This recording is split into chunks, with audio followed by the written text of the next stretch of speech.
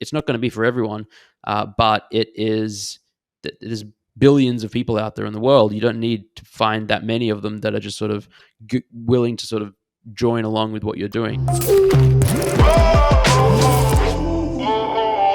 One thing you haven't been sort of accidental about is building community. I think you've built one of the strongest, most active, I'm in a bunch of different discords.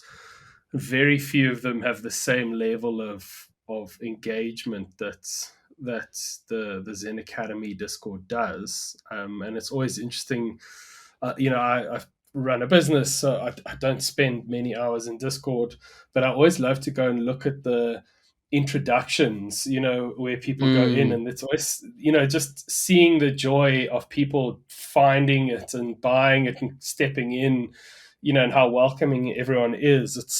It's definitely a testament to how you've built like a community, and not just like a number of humans who happen to be there, but there's actually a group of people who are working with each other and for each other and together, which is quite cool. Can you talk about how how did you find your first follower? Like, how did you convince people to follow along before this thing was even a thing? And how do you think about community now? The introduction channel is my favorite channel. I love it. It's just for the same reason you do. It's really great to sort of see people as they find and join Zen Academy. How did I find my first follower and how did that happen?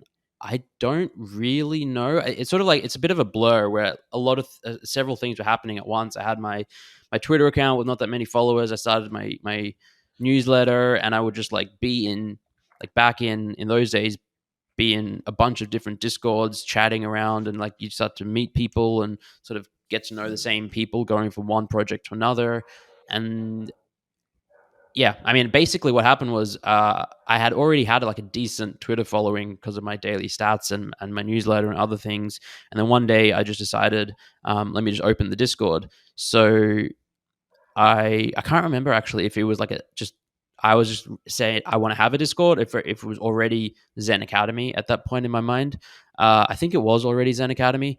Anyway, I just tweeted it out, and then actually no, before that, I think I posted in some smaller private Discords I was in, and maybe 50 people joined, 50 to 100 over the course of a couple of weeks, and they were like the first people in there. One of them, Tony, I don't know, he might have been the first person in the Discord or one of the first few. He became our first moderator. He became our first community manager.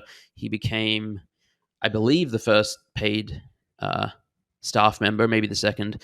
And yeah, just from there, it just sort of continued. So like 50 to 100 people, and then I tweeted it out, and then a bunch, like a couple thousand people, I think, joined. And then it was like just all right, this is going crazy. Anyone, I need some help moderating. Anyone want to volunteer to be a moderator? And then, one thing led to another, and it just sort of built up from there. Yeah, how do you think about it now? So you kind of you've got it now, but now you're sort of building this thing, and we'll talk about it in a minute, but you've launched 30 days of NFTs. You do all these sort of interesting kind of engagements with people, and the kind of following's growing quite rapidly. How do you think about your community now, and for people who are sort of looking to build one, what is the kind of advice or tips or pointers that you would give to them for thinking about gathering people together like this? I think the biggest piece of advice I can give is that it starts with one-to-one relationships, and doing the unscalable is something that is something well known in the startup world. I did not even hear about that as a term until maybe a month or two ago, but it's basically the concept of don't try and build for 10,000 people. If you're in a 10,000 person community, try and build for 10, and just like have meaningful conversations and relationships. And if people like who you are and like what you're kind of working towards and building towards, then they'll be more likely to think good things about you, associate good things with you, maybe join you when you do go on to have a community, and then also take it a step further and tell their friends and family members and other people about it.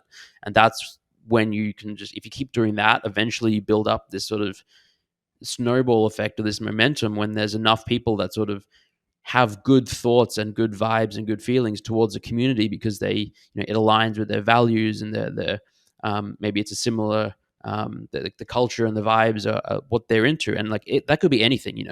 There are amazing communities around finding alpha or degenning. There's amazing communities around sports. There's amazing community around gaming, and it's about finding the type of people and the or just people that will sort of join your similar vision and ethos and culture. And it's not going to be for everyone, but there's billions of people out there in the world. You don't need to find that many of them that are just sort of willing to sort of join along with what you're doing. So basically, just start with one-to-one conversations and take it from there, and keep doing it. Like, never stop doing those one-to-one conversations.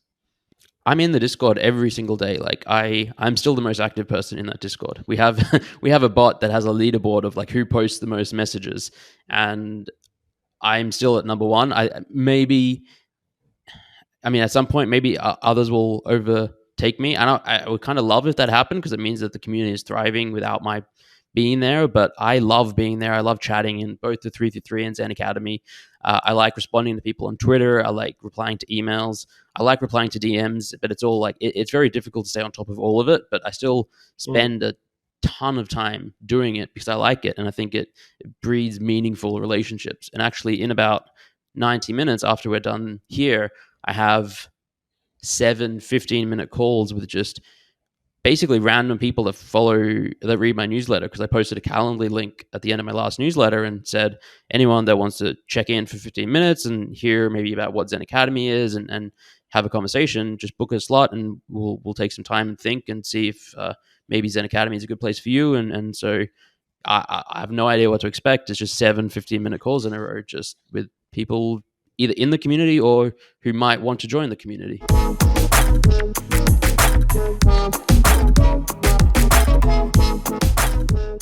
A lot of this is accidental. People ask me why Zeneca. It's because when I created my Twitter account, I had looked around my desk and there was a book by the Stoic philosopher Seneca. And I was like, all right, let me do something with that. Why 33? I was 33 years old at the time.